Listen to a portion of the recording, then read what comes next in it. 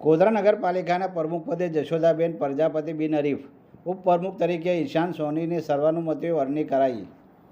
ગોધરા નગરપાલિકાના પ્રમુખ પદની ચૂંટણી પ્રક્રિયા આજે શાંતિપૂર્ણ માહોલમાં સંપન્ન થઈ હતી, જેમાં ભાજપના મોવડી મંડળ દ્વારા જાહેર કરાયેલા મેન્ડેટ અનુસાર વોર્ડ નંબર 2ના ઓબીસી મહિલા ઉમેદવાર જશોદાબેન પ્રજાપતિની સર્વસંમતિથી ગોધરા નગરપાલિકાના નવા પ્રમુખ તરીકે વરણી કરવામાં આવી છે. ગોધરા નગરપાલિકાની 11 વોર્ડની કુલ 44 બેઠકો માટે સામાન્ય ચૂંટણી યોજાઈ હતી. આ ચૂંટણીના પરિણામોમાં ભારતીય જનતા પાર્ટીએ ભવ્ય વિજય મેળવીને કુલ 27 બેઠકો પોતાના ફાળે અંકે કરી લીધી હતી. સ્પષ્ટ બહુમતી સાથે ભાજપે પાલિકામાં સત્તાનું સુકાન સંભાળ્યું છે. નવનિયુક્ત પ્રમુખ જશોદાબેન પ્રજાપતિએ પક્ષના શીર્ષ નેતૃત્વ અને તમામ કાઉન્સિલરોનો આભાર માન્યો હતો અને ગોધરા શહેરના વિકાસના કાર્યોને વેગ આપવાની ખાતરી આપી હતી.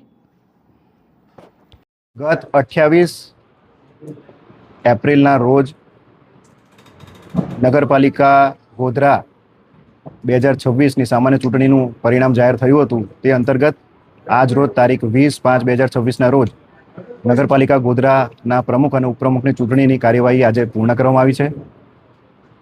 44 કેન્ડિડેટ પૈકી 27 કેન્ડિડેટ જે બીજેપીને મળેલા હતા તેમાં સ્પષ્ટ બહુમતી મળતા બીજેપીના મેન્ડેટ અનુસાર ગોધરા નગરપાલિકાના પ્રમુખ તરીકે જશોદાબેન બાબુભાઈ પ્રજાપતિ તથા ઉપપ્રમુખ તરીકે ઈશાન સલીલકુમાર સોનીની વરણી કરવામાં આવેલ છે.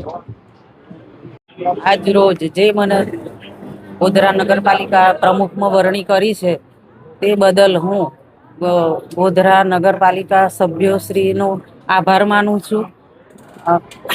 આગળના સમયોમાં જે કોઈ પણ કામ બાકી હશે તે સાથે સભ્યો મળીને અમે સાથે કામ કરીશું.